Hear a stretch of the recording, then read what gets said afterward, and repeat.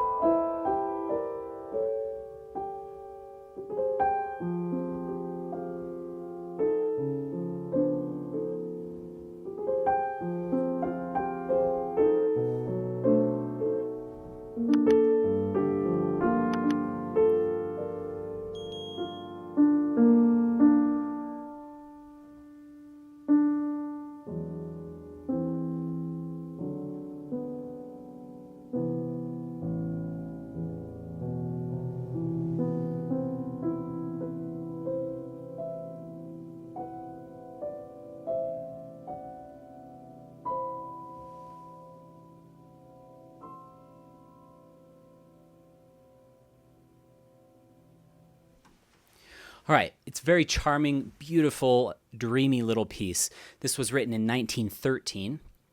According to Robert Stahlbrand, he said it was written as a conservatory test, so students weren't allowed to see it beforehand, and I can imagine under pressure, doing all these hand crossings could be a little nerve-wracking.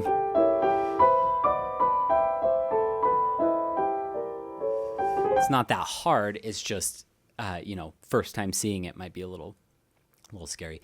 And this is often given the catalog number M.65. That was a catalog put together by a musicologist named Marcel Marnat. Hopefully I'm saying that correctly, M-A-R-N-A-T. And this was that catalog is according to the date of composition. So sometimes you'll see Ravel Prelude in A minor, M.65, and you're thinking, wait, is there not an opus number? It was cataloged by Marnat for that reason. To give everything date of composition, chronology.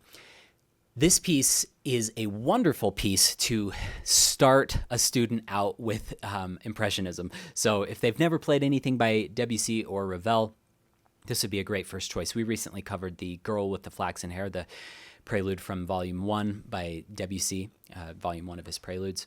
That's also a great first Impressionist piece to give a student, but I think this one is even easier, and it's a bit shorter, just a little two-pager. This is the Durand edition, and I also compared it to the Peters Urtext edition. They were identical, so I just chose to do this. The notes are a little bigger, a little easier to read, and I would usually give this to an intermediate student, but I might even venture to give it to a late beginner if that late beginner works hard and they have a few months to prepare this for a recital, because I think this piece really hones in on developing touch, developing good voicing, and it really helps the student to develop better pedaling. So we're going to be going over a lot of how to do rounded pedal today, a lot of ideas to get better with shape and voicing, and also create more colors on the piano. Color is a subjective term, but it basically refers to the idea of kind of mixing different palettes of sound together to create different colors.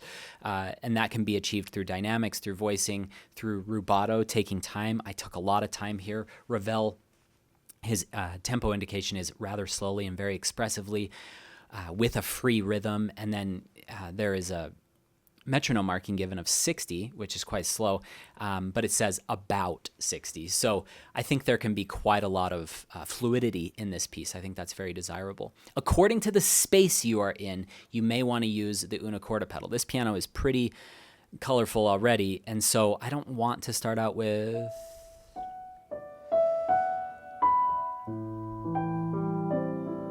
might put the soft pedal down here, or even, and then maybe put it on halfway up that arpeggiation in the left hand. So this is extra soft, but I don't want to start out on eggshells, walking on eggshells, and have it be dead. I also don't want to be too aggressive with it. Okay, so let's start this out again. Take a little bit of time. 1 and 2 and 3 and 1 and 2.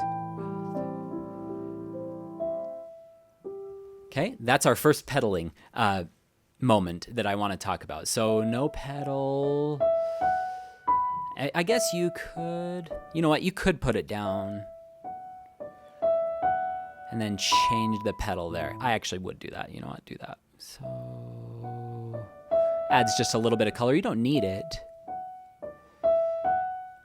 I just think that sounds maybe a little on the dry side. So put the pedal down, lift, and then put the pedal back down there.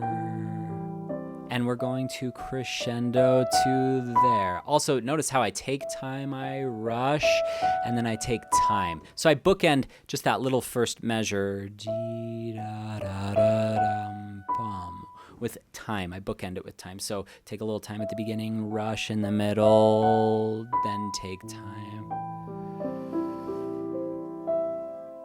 And then I kind of bookend those next 2 bars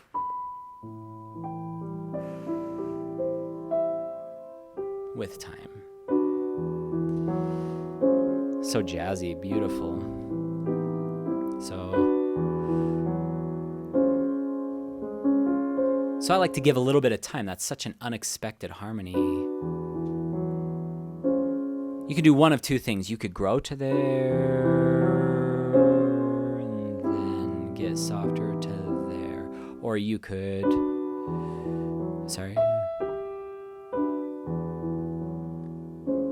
take a little time, a little nuance there, and then change. So you're gonna pedal, change, change. I personally like to come down a little bit, and then I'll be bigger on the next phrase because these phrases are very similar. One's just a little bit embellished. So this first one, take time and savor that. A little bit bigger, very slight. It's so slight. Just enough so that you can read diminuendo to there. And then here, kind of a breath of fresh air, change your pedal, change. The reason I like to do this, and then I like to be bigger on this phrase, because this is actually more of like a 4-bar phrase. You can tell by the slur markings that Ravel writes. So continue on to there, and then you can take a lot of time. Okay, now here's another subjective pedaling. You could do change and just leave it down all the way until here, and then just a really slow rounded pedal. Let's just discuss really quick in case you're not an advanced pedaler yet, or you haven't discussed these ideas before. We have 3 pedals on the piano: damper pedal, sostenuto pedal, and then the una corda pedal. You don't use sostenuto all that often. The middle pedal, that basically, by the way, just takes a snapshot. So if I push E, push the sostenuto down,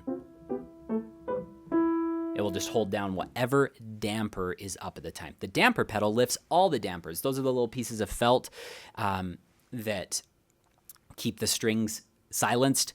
When you lift that up, that's the damper pedal, and then the una corda pedal shifts it over to the right, so you're playing on less strings. Okay. The damper pedal has a moment. I like to call this the pedal zone. That's not a technical term.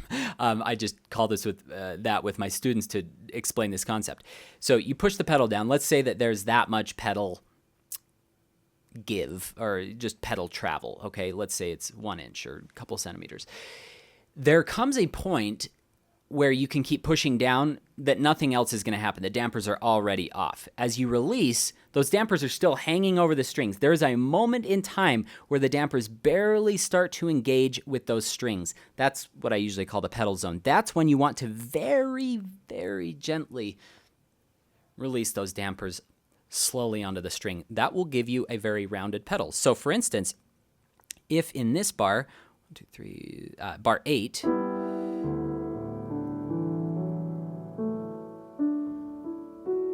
if we wanted to clear that out a little bit, we can. Or you can leave it all the way. I kind of like that one.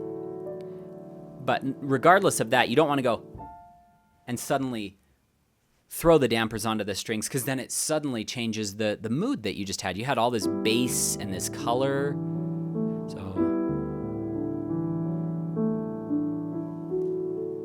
So I'm going to actually play this note and then very slowly release that. You can hear a little bit of like emerging, like a little buoy is floating up to come float on the water. It's underneath, and then, or a bubble is coming up, and then it just surfaces and is released into the air, I guess. So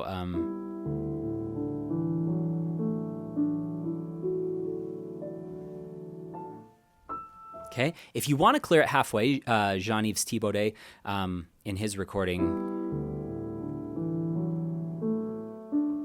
he clears it right there, which makes this pedal a little bit easier to pull off. Okay, so it's up to you.